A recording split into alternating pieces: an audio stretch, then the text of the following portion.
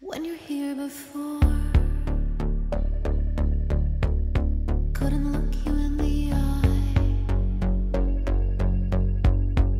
You're just like an angel. Εγώ είμαι εδώ για να βοηθήσω όσους από εσάς θέλουν να ασχοληθούν με τη μουσική.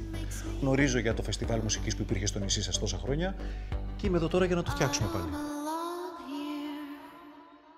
Ορέστη, και πότε τα παιδιά μας, ο Αντώνης και η Κλέλια.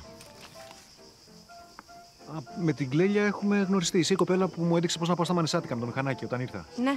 Don't care if it hurts. I wanna have control.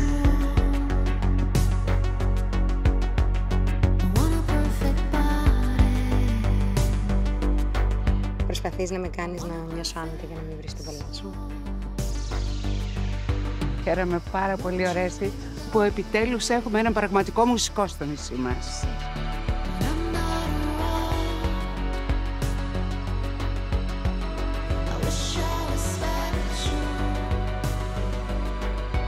Ένα πες μου, ένα πες μου!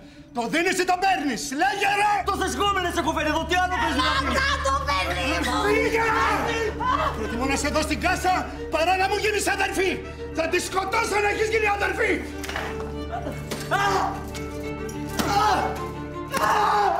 Είναι τόση η άρνηση που έχουμε σε κάποια πράγματα, που η βία είναι η πιο εύκολη αντίδραση και επιβολή.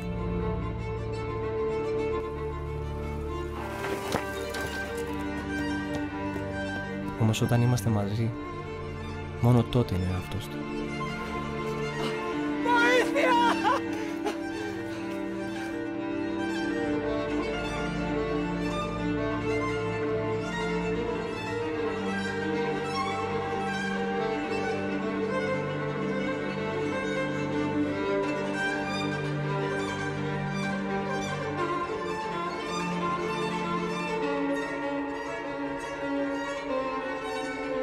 Θέλω να σηκωθείς και να φύγεις από το νησί.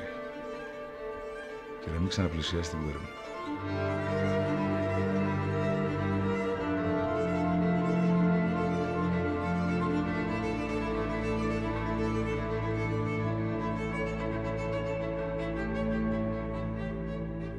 Δεν θέλω να έχουμε λεξίματα και παρεξηγήσεις μεταξύ μας. Μην ανησυχείς. Πιστεύεις ότι θα το καταφέρουμε? Έχεις το λόγο μου. Οκ. Αν θέλεις μπορείς να παίξεις. Έτσι κι αλλιώς δεν πρόκειται να έρθει κανένας.